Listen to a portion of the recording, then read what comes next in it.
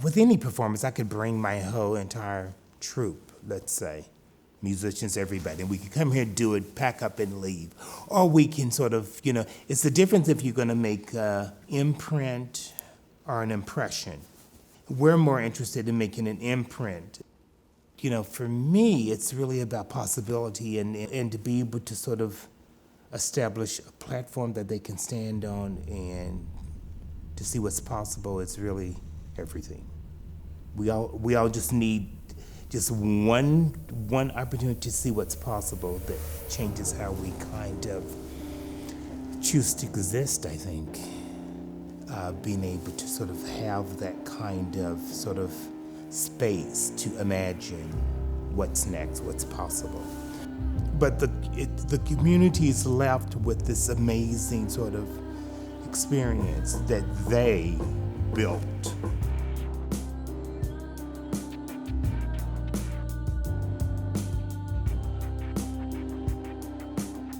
I would probably describe Summit Lake as, I don't want to say dark, but maybe gray, kind of hidden, probably even maybe one of Akron's best kept secrets, in a sense. My husband grew up here. When he brought up moving over here, I initially tried to come up with every excuse as to why it was probably not a good idea. The house is too small, where are the kids gonna go to school at, everything. I didn't want to do it at all. Parents, you want your kids to be somewhere where you think they're gonna be safer. And just hearing stories of drugs, fighting, but what might be happening down there. This has been up here ever since I've been here. We've been here in Akron for 30-something years. You don't need another basketball court. You got 4 of them. You got 1 in the gym, 2 down here, and 1 down here. Everybody ain't going to the NBA. Everybody child ain't knows LeBron James. Every child ain't no star. Find some other stuff for us to do, Where the trades at? That can be used for something, Somebody got to have an idea, People trying to find things to put over here. I know the potential of the neighborhood. I know how many kids in this neighborhood. You really have to find something in this neighborhood or they're going to be subject to violence. Because you got too many kids growing up too quick around here. The people I associate with, I call them go-getters because they ain't in nobody's business. They going to do what they got to do to provide for their family. For so long, Summit Lake has been sort of like a transitional community. People who have been displaced elsewhere and end up landing in Summit Lake for 2, 3, 4, 5, 6 months until they can find somewhere else to move on to. And I told you at that time that I haven't always been a minister. In fact, at one time, I was a gangster. I was part of the problem, as opposed to being part of the solution. A Damascus Road experience, if you would. Summit Lake had been designated a target area, and it's not all about the residents. It's about things that could be, that there's a renewed opportunity for happening here. So at South Street Ministries, we're a faith-based nonprofit, and one of the puns I made a while back is how we're faith-placed. It's like the reality of a place means something, and it means something on a spiritual level. And I think Summit Lake has that deeply. Summit Lake's a place that you feel deeply in and deeply about. There is a sense of place here that people remember and know and feel. And as you come to Summit Lake, walk the towpath, walk around the lake, but also step into the neighborhood. You can go across Lakeshore, you can go across Crozier, and there's a community of people that has a rich fabric and welcome and joy and resiliency that in its own regard is as mighty as the lake itself. And in a resiliency and strength that we want to stabilize and partner with and celebrate and see forward. I started the Civic Commons process from the very beginning 3 years ago. Summit Lake had a history of being promised a lot of things that never happened. And when Dan came in, instead of him coming in saying, this is what we're going to do, there was a whole lot of meetings with the residents and asking the residents what they wanted to see. So the trust has been built back up that was lost years ago. And that right there is a huge, huge thing for this community. This part of town is kind of forgotten, but now it's changing. And Summit Lake is becoming a recognized part of this city. Dan Rice came down to explain what the Akron Civic Commons was. And I brought him outside of the building of Reach, and I said, close your eyes. What do you hear? It was like you would swear you were out in the country somewhere. But that's not what people think of when they think of Summit Lake. They think of the violence, or they think about the people who've died in the lake. And so I told him, I said, this is a community that I love and I care about, and I can't be a part of anything that'll hurt it. I said, this is between me and you. If this is one of those things, let me know. I'm out. He was like, no, I'm not asking you to trust me. I'm asking you to come and do the work with me and just judge me by the work. And I respected that so much coming from him. And I've not regretted any part of it. It's brought great things to this community. This past 3 or 4 years have been just completely transformational, both personally and professionally. It changes you to be able to sit down and listen to somebody who comes from a completely different background, completely different education, but find that you share a common bond. Because at the end of the day, we're all humans. We become much more into our tribes. And it's because we don't spend enough time together with people who look differently than us. It makes me think more about, okay, who's in the room, but more importantly, who's not in the room? What voices need to be heard, recognized, and valued? And if they're not here, how can we engage them? Because if we're not doing that, we're not engaging our entire community. How can we work together to really create these great public spaces that are accessible, equitable, and welcoming to everybody, regardless of your race, your gender, your education, or experience? And so everything that we have done as we put the residents at the front of the line. So they were skeptical at first. Many of the residents are like, great, here comes another foundation guy or some other people to come in and do some token community engagement thing and then to go do whatever it was we were going to do anyway. And there was a lot of mistrust. This neighborhood has had decades of disinvestment, neglect. They feel like, and rightfully so, that nobody cares about them. And so we didn't want to come in right out of the gate and start to make decisions. It started with a lot of listening, but going to the community meetings, going to the community center, being present at events and things that are happening already in the neighborhood. And when you're present, trust starts to build. And then you can start to say, hey, we've got, we're doing a picnic, we're doing a kayak and canoe launch, we're doing these different things, and that's been happening in smaller ways over the past 2 to 3 years. And I think it's important just for any community's comeback to put residents first. The priorities of the residents need to be first. How might we actually have one of the performances, actually the very first performance at the Summit Lake Community Center? What type of message would that send to our residents? Because oftentimes folks in disadvantaged communities, disinvested communities, they don't have access to international art program. And imagine the impact that has on a small child that maybe doesn't have an opportunity to experience art in a regular museum, but now we're taking it outside the walls of a museum. Now we're actually taking it to the neighborhood. Maybe that inspires that young child to be interested in art, maybe either as a hobby or as a vocation. And that's the feedback that we've gotten, that experience was transformational for the neighborhood residents.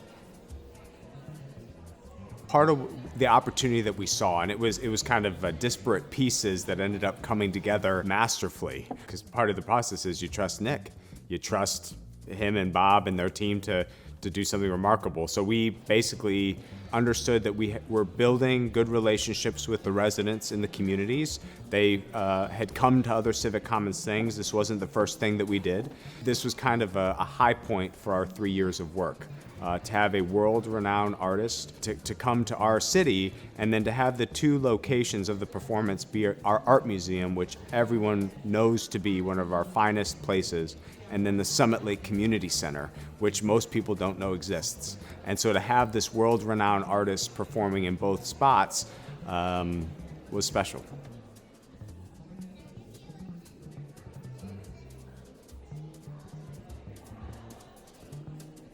You know, I grew up in a small town in Missouri. You know, I really hadn't ever experienced an art museum until I went to college.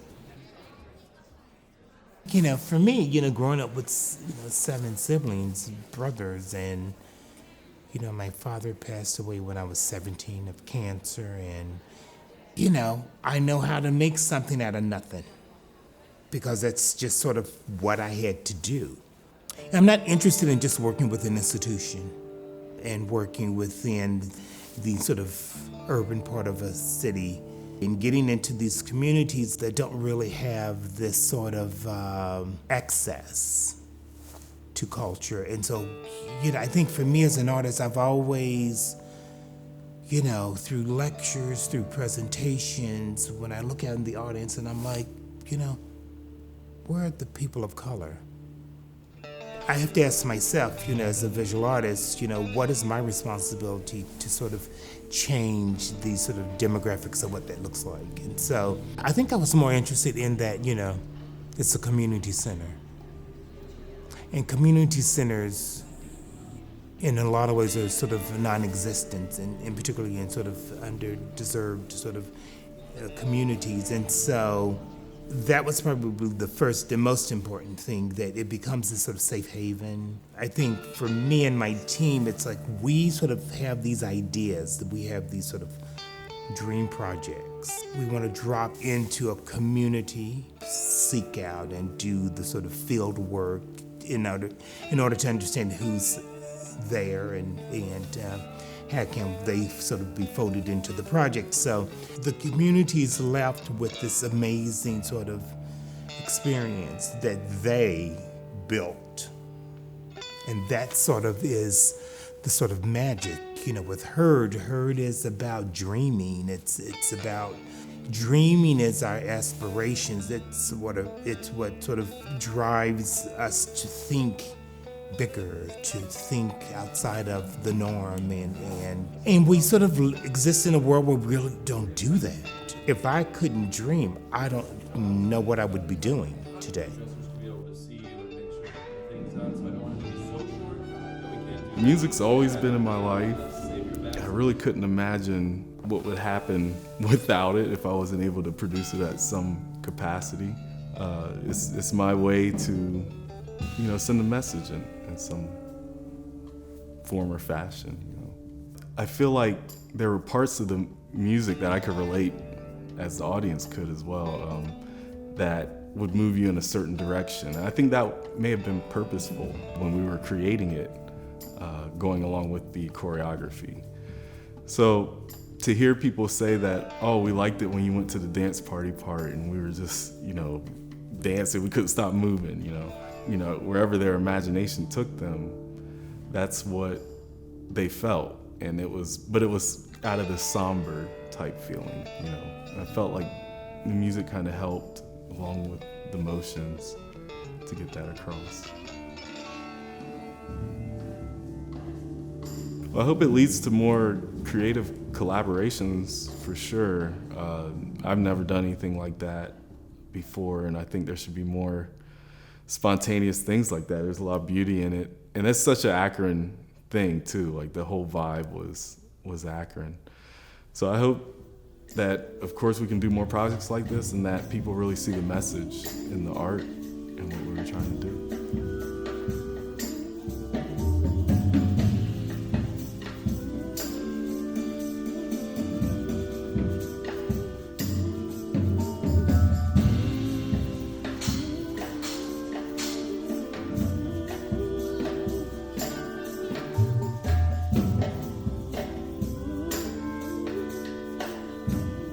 Day one has really been saved for the dancers and making sure they understood what they were going to go through. And then we would bring musicians in so they can see what they were going to be working with. And this time we went at it different. The museum has a lot of connections to musicians in Akron. It's just, I think the city is historically very music-based. And so they were brought in right at the forefront. Just immediately, the making seemed so sympathetic to one another. The music and the artwork, they were just really incorporated and amplifying each other, but also just really like humbly like taking shape next to each other as they built themselves up. As talented as everyone is, you never felt a sense of ego getting in the way. It's a place that kind of leaves ego at the door, and people want to build each other up instead of stepping on each other in order to feel bigger. It's a very refreshing group of people to be around. And so the more that we can get people involved, the more that's going to stick. Nick's process has challenged me to use my art or create a process unlike that I've ever been in. It's simpler, the steps are simpler, but he focuses more on the total product, the total feeling of what he wants to give to whatever presentation we're doing. And the fact that we are wearing movable art or wearable art is the right term for it. It's not about the dance moves, it's about you showing off the artwork. So I had to think of it in a different way. This is not about how high the dancer's legs can go, how many turns they can do, but how I can show off his artwork pieces. So there's always a little bit of like nervous anticipation stepping into a project where there's so many unknowns like this. And just figuring out what the style would be like, what the choreographer's expectations are. But the process has been really great. I felt like Will set an amazing energy and just like set a good fast pace of like bringing everyone into just like investing and being present. But there's been just lots of time and space allowed for us to offer our own creativity and to ask questions and to learn from one another. So it's been awesome. You have to think of your head being like 1.5 feet taller than it actually is. So that's actually part of your spine now, and you have to, like, feeling the weight of it, you think of yourself as a different being. You yourself forget that you're a human. At least I kind of did, but I still had that internal. It was like my middle space of thinking with my brain and my body went between like the horse suit and my actual physical space. So when you look at Nick Cave, you may want to say, oh, well, this is black art. And I think what I love about his work is it really transcends these titles. He's able to accomplish that even with the dancers who are completely veiled and transformed and who are asked to work in tandem, in a team, to bring to life these majestic animals. It will be really interesting to just step into a space, a performance space, in which I am a horse. We say this all the time. You don't know what you don't know. Exposure is the key. Bringing culture into the neighborhood and the looks on people's faces, because this is a priority with Park East and Summit Lake residents. It's people getting that aha moment that someone was intentional to make sure that they were prioritized. And just seeing that look on people's faces, that's priceless to me. And hopefully they get in the spirit that they want to create that feeling for someone else. You're welcome to stand up. When I first moved in, the handful of kiddos that I connected with are now 17, 18, 19. So the hope would be not that like they become me and do what I do, but they could live into that niche that they were created for, versus like just doing something because it's there, like the next job, or like go to school because people say you should and blah, blah, blah. But that they find that niche that they can offer themselves in a way that's being true, and they can be passionate, they can love what they do and lead in that. And so they become the next leaders. You know, things go through cycles. You know, I think it's, Summit Lake is now trying to redefine what it is and what it wants to be, and how do you sort of do that, and also how do you sort of maintain the sort of existence of the community that's there. I mean, it's a very sensitive kind of moment, but I think that this performance has an opportunity of bringing us all sort of to the table, building that sort of bridge, that sort of network from one to the other. And that's why I can't wait till like the audience is in that gymnasium to see what that looks like with this performance held in the center of that.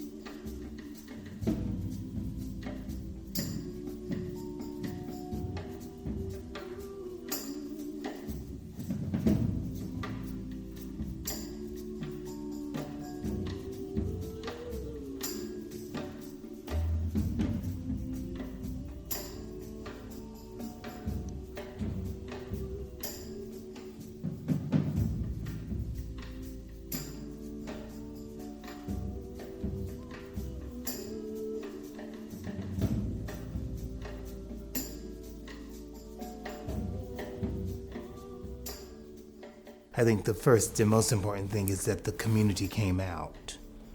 It's great to see that the kids were all sort of in front of where the performance was. But I think it was really sort of what happened after the performance. Everyone stuck around to sort of share this sort of moment with one another. So we all sort of found common ground. I think that is really sort of where the power lies within art, is that, you can create something and although we're different races, different nationalities, different beliefs, we can all sort of find common ground in these sort of special moments. And so I think for me it was just recognizing that this was, again, another one of those moments. I can sort of like be settled with just showing in museums and galleries around the world and be happy. But that's not why I'm here. I mean, for me to see Heard, if I was a kid, I don't even know what that would feel like. So, I mean, to be able to have access to that, it could be life-changing. I think the arts have a way of solidifying relationships and building relationships, and that's really an amazing sort of connection.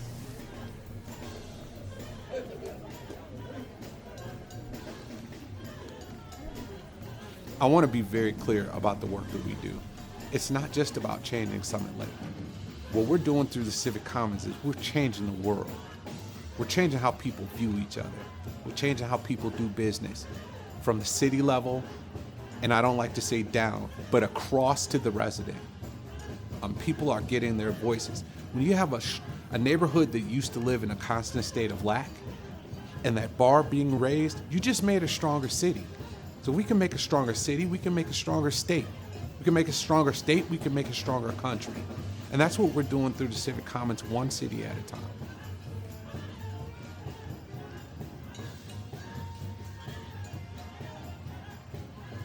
From the performance, they can see how people can come together and work and produce something nice and emotional, and hopefully they walk away with a feeling of empowerment, because then you can see that you can just take your imagination and go with it anywhere you want to go. It took years to get heard, but I would say these last 3 years, the residents have been heard. We still have a ways to go, because there's still some things that need to be done. But again, it will be the process of listening to what the residents want.